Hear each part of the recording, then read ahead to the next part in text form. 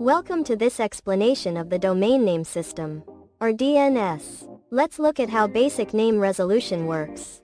When you enter a web address like www.example.com, your PC, acting as a stub resolver, sends a recursive query to a caching DNS server. The caching DNS server, or full resolver, takes on the heavy lifting.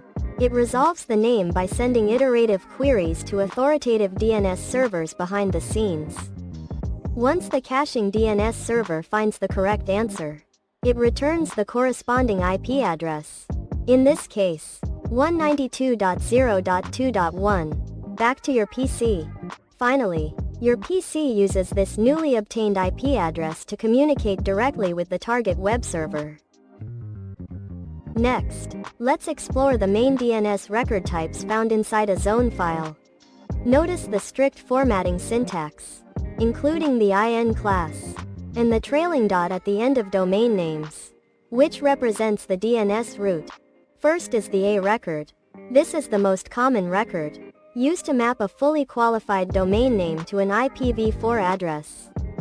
Next is the CNAME record. This allows you to specify an alias, pointing one domain name to another. The MX record specifies the mail delivery destination. This ensures that emails sent to your domain are routed to the correct mail server.